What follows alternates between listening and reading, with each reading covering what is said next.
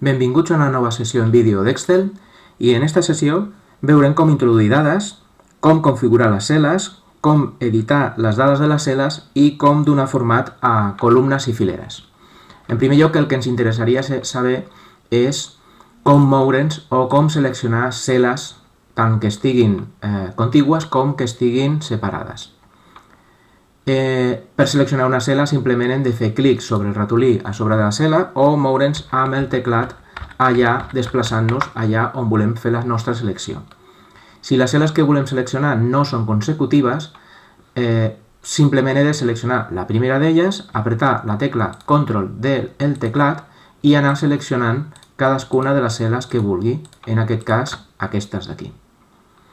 Si el que jo vull és seleccionar únicament una columna, el que puc fer és seleccionar a la capçalera la columna que jo vulgui, la C, la E o qualsevol altra columna, i posteriorment el que he de fer és fer la selecció.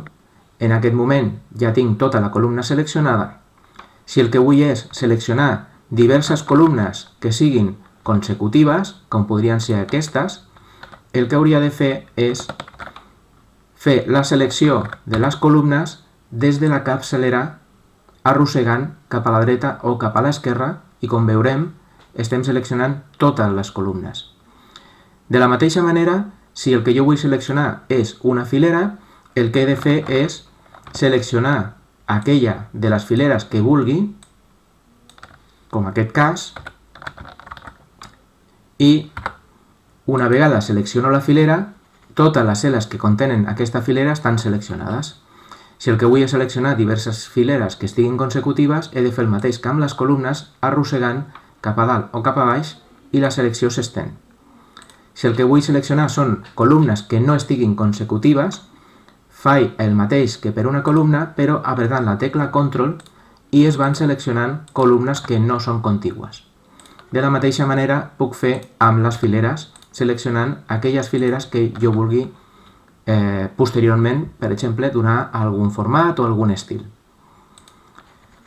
Per altra banda, podem configurar l'amplada de les fileres o l'amplada de les columnes. Per fer-ho, el que hem de fer és posicionar-nos sobre l'intermig entre una columna i l'altra i posteriorment el que he de fer és arrossegar el ratolí cap a la dreta o cap a l'esquerra i veiem com la columna s'acaba d'ampliar. Si el que vull és reduir-la, faig una reducció o una selecció cap a l'esquerra i aquesta columna s'ha reduït. De la mateixa manera per les fileres. Si jo tinc seleccionada una filera i la vull fer més ampla, em posiciono entre el mig de les dues fileres i quan amplio veiem que aquesta filera s'ha fet més gran.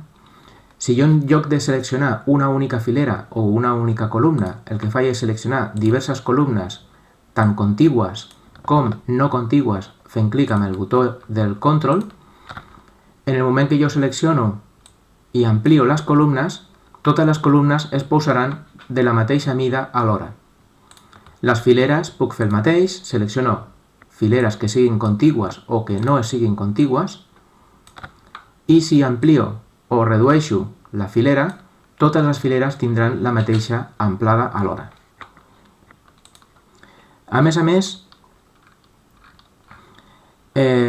podem introduir dades en totes les fileres i columnes que hem seleccionat. Si jo vull introduir dades, d'exemple, en aquest cas per explicar alguna cosa, doncs el que puc fer és simplement fent un clic a sobre de la cel·la i començar a escriure. Per exemple,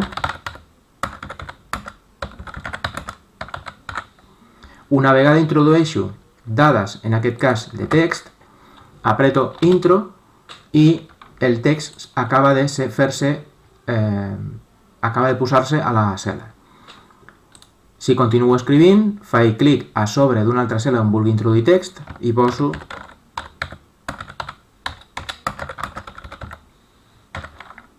en apretar Intro s'estableix el text que he posat en aquella cel·la i puc continuar escrivint.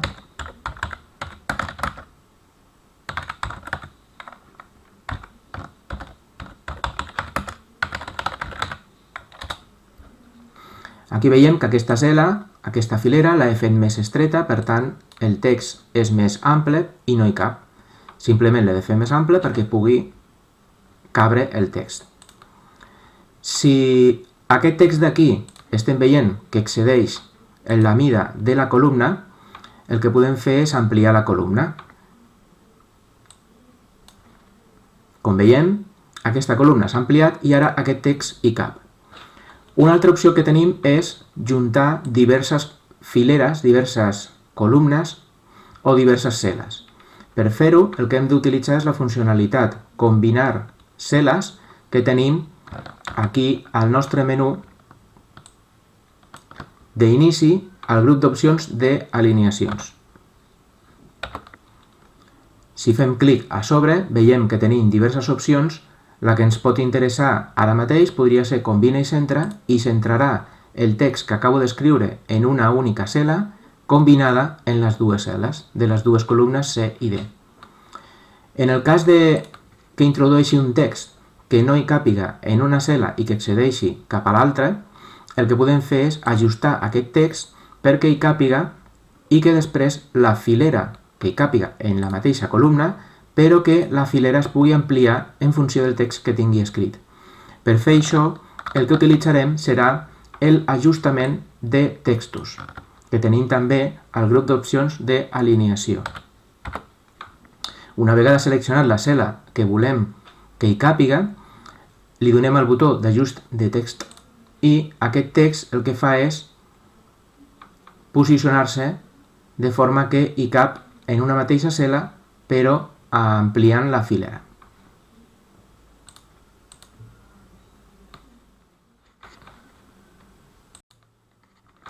En cas de que la filera no augmenti de mida de forma automàtica, el que podem fer és simplement doble clic a la vora entre filera i filera i aquesta filera s'haurà ampliat. El que veiem és que el text com a tal no ha superat la mida de l'amplada de la columna. Així, si anem introduint dades a totes les fileres, podríem tenir dades que són de nombres, dades que són de textos o altres dades que podrien ser fórmules o funcions o referències a d'altres cel·les. En el nostre exemple podríem posar aquí tipus de lloc, podríem posar un text combinat amb números i aniríem escrivint el que nosaltres volguéssim. En aquest cas podríem dir 10.000, 45.000, 90.000 i un límit superior que siguin 22.000 i bueno.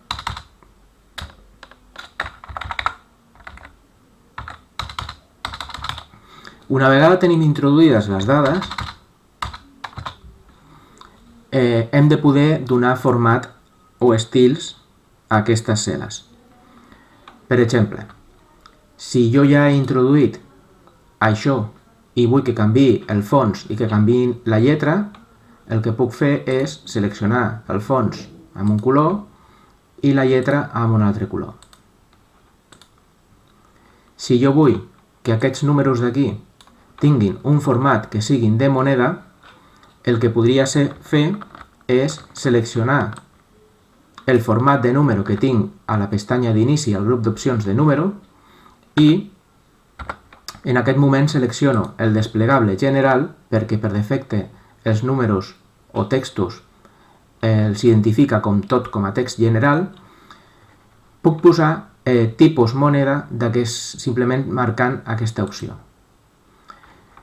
Si us fixeu, ara mateix acabo de posar el símbol de l'euro de la moneda on estic jo ara mateix i a més ha posat els milers i ha posat la coma de decimal. Per defecte sempre posa dos decimals. En aquest cas estem veient el símbol del sostingut perquè el valor que ja ha introduït no hi cap a la mateixa columna. Perquè veiem les dades que hi ha a la columna, el que hem de fer és ampliar la columna i ara veurem totes les dades. Si aquesta capçalera d'aquí vull centrar tot el text que tinc escrit, no hauria de seleccionar d'un en un, sinó que puc seleccionar totes les cel·les que estan contigües, com hem vist abans, i donar un format o un estil. En el meu cas, el que jo vull és centrar horitzontalment el contingut i centrar també verticalment.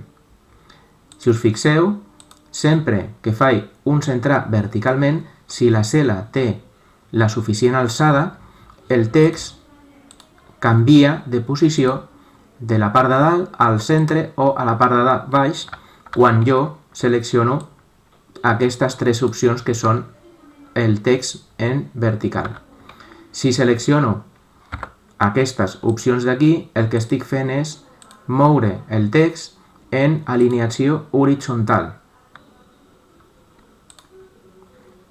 Una vegada seleccionat tot el text, puc posar igualment un fons, una vora o tot allò que jo consideri